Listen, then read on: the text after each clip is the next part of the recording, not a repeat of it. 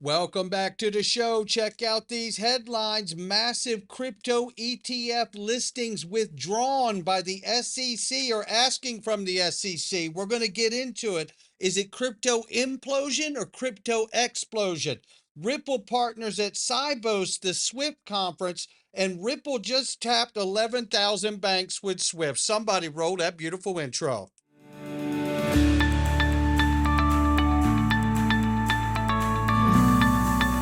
Digital Perspectives with Brad Kimes. Come on in.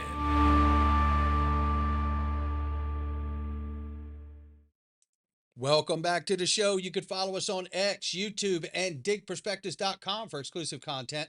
Look at this. At the time of recording the video, we're at $4 trillion market cap for crypto. The market's up 2.6.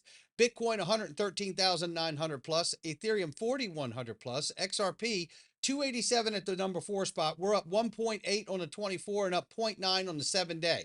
Look at the range of price now, ranging between 283 and 291. Well, now, we've heard that there could be a dip, and it might still be there. We don't know. Could this be us heading into October, or will we see that 265 get hit and touched, or down to 230 or 245? Even that, those lower ranges could be hit as well for support. We don't yet know, but right now the market's looking strong like bull, and I'm about to tell you why.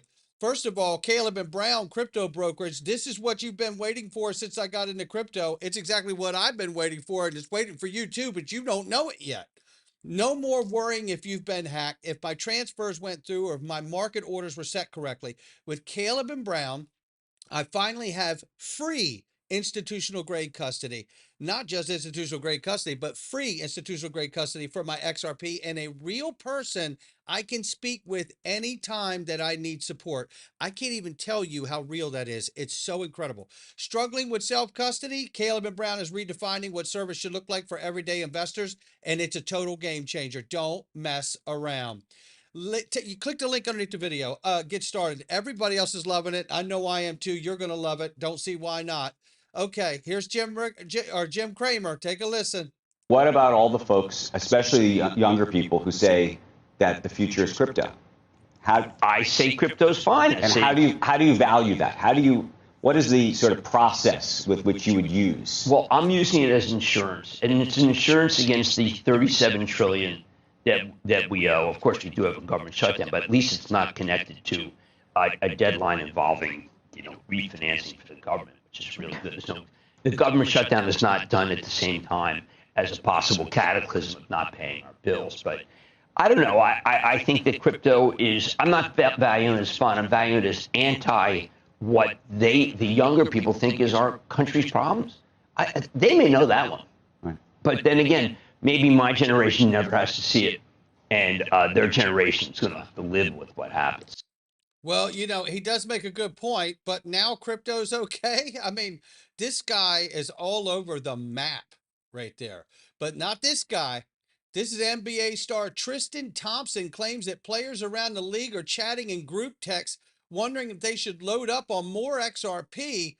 Word is the NBA is aware. No question about it. Take a listen. Teammates have started noticing this. They ask questions now, and guys are like, do I get more XRP? Do I buy more ETH? So literally guys are texting me, and then in a group chat saying yo, it's pumping. Yeah, go should I do? I'm like, hold it, long term, guys. Think long. The same way you bet on yourself to get to the NBA, you got to bet on these coins and bet on the space. Bet on what the future of digital finance is. Bet on that's what's gonna be. Our kids, that's the form of it. They're not going to be walking into these banks and these institutions. They're going to be literally having their wallets and being on a computer and literally managing their finance like this. There you have it right there. Listen, I can personally attest to this, that I've been fortunate enough to be contacted, meet multiple athletes, whether it's in the NFL, the NBA, you name it, MLB. Then you look at the actor celebrity world. I mean, my goodness, it is very real. And I think, the smart people like Tristan and his friends are really onto it. They understand that, a career in sports, it's only going to be so long. And it's very rarely does someone get to play a very, very long career.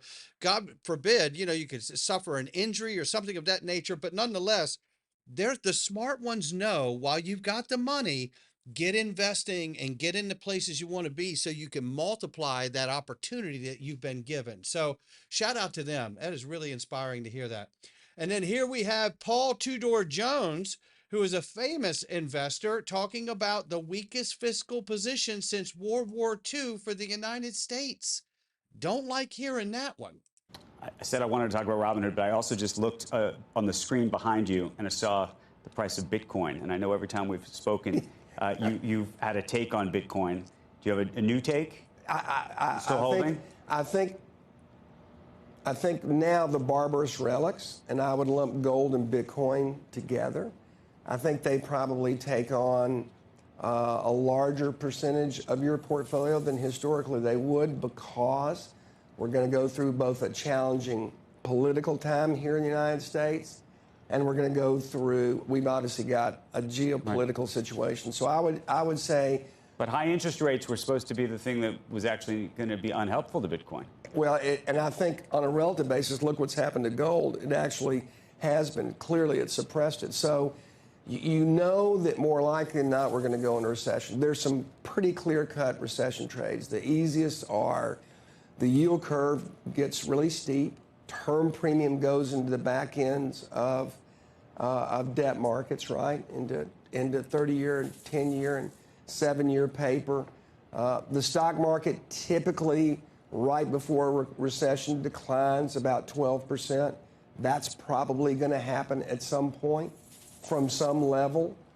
And you look at the big shorts in gold, more likely than not in a recession, the market's typically really long assets like Bitcoin and gold. So there's probably a $40 billion worth of buying that has to come into gold at some point between now and if that recession actually occurs.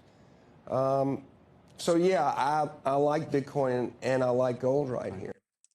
There you have it. There you have it. Paul Tudor Jones, ladies and gentlemen. From athletes to long-term major investors.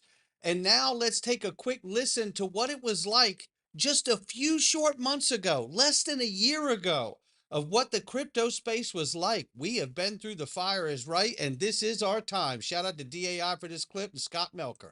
Jay Clayton didn't want his personal legacy, and Trump didn't give a crap about crypto. It's a very, very different scenario. So Jay Clayton did a few things, such as the XRP case on his way out the door and a few other things, but there was no systematic policy to crucify crypto. Trust me, I'm the one of the three of us who actually ran a crypto company and talked with the regulators both before and after to say that it wasn't a significant escalation in the anti-crypto army in the war, after Trump won, to what we had under Biden was literally banks being told they couldn't bank. You couldn't even bank. You couldn't even do a crypto startup in America. The SEC basically saying if you so much as think about a token or talk about it having one, if you're a U.S. company, we're going to lock you up or try to. We're going to bankrupt you. We're going to use our lawyers, even if we can't win. That was silly. To bankrupt you. Yeah, well, but did that for just 4 to accent years. that. And there you have it. That was very real. And now look at where we are. Cointober could mean Uptober. This is Eric Balkunas here. Who's ready for Cointober? Spot crypto ETF deadlines start this week. Litecoin and Solana up first. Should be a wild month. But you know what? Then this came in.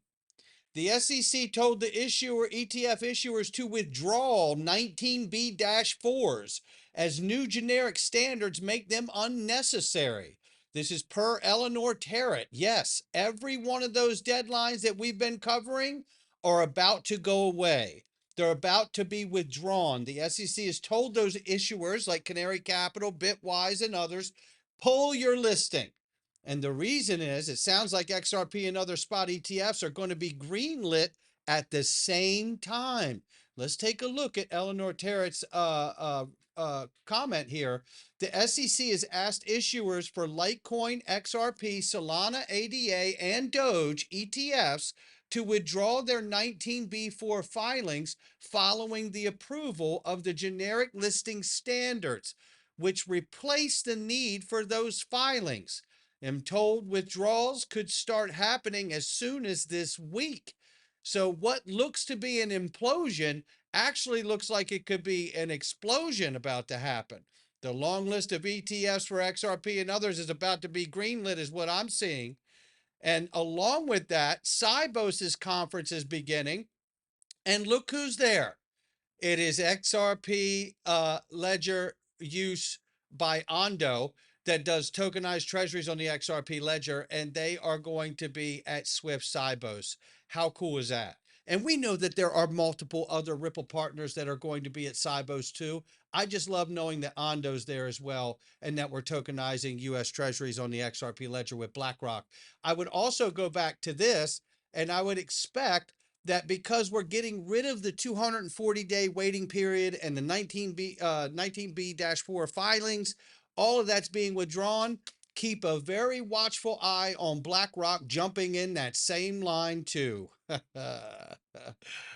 No more line, ladies and gentlemen. So we got Ondo at Swift Sibos. We know Citi will be there. Citi will integrate its blockchain platform, Citi Token Services, with USD clearing to provide 24/7 instant cross-border payments between banks for institutional clients in the US and the UK. You know, we just had Ripple go to the US and UK for a meeting on crypto innovation. And we know that UK is a huge financial hub. This is super exciting. We know that there's a relationship with Citi, and I'm about to show it to you. Citi does $3 trillion a day in settlement, according to High Vibes here.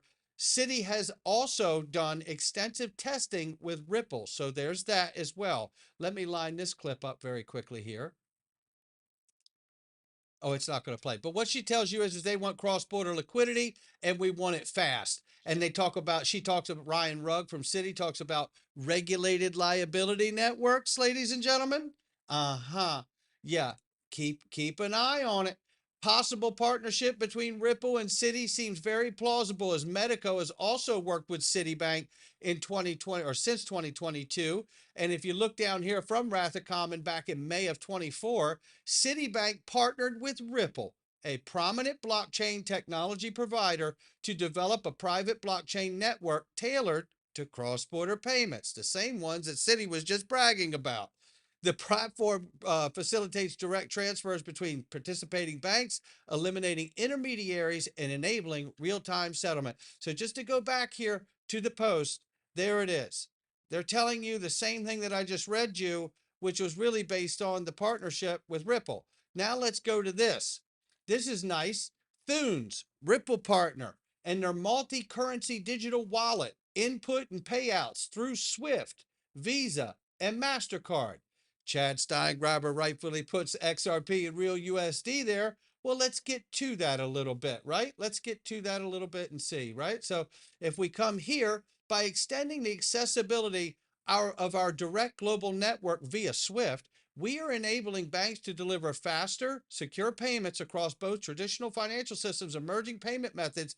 Thunes is uniquely positioned to meet increasing demand for fast, cost-effective cross-border payments, powering the future of payments with a cutting-edge platform that bridges fiat currencies, digital assets, global wallets. Our direct global network is built for a world where speed, efficiency, and global reach are paramount. Yeah, that is from Thunes, COO right there, Chloe. Yeah, and well, guess what? We're not done with you yet because you're going to love it. Thunes and Ripple expand global partnership to transform cross-border payments. What else do we need to see? What else do we? Thunes is also utilizing Ripple payments to enhance its Smart X treasury system. You know, this is the kind of stuff we love to see. For anyone still on the struggle bus, money runs on connectivity. Ripple partner Thunes plugged its pay to banks service into Swift. This means Ripple liquidity that is routed through Thunes can reach any Swift connected bank, said to cover 11,000 banks. Who's worried about Lena? Who's worried about Consensus working with 30 plus banks to pilot something? We got Ondos there. We got Thunes there. We got MasterCard there at Sibos. We got Visa there too.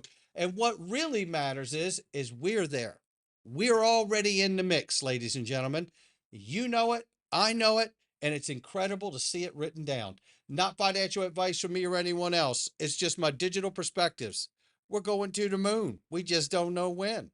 I'll catch all of you on the next one.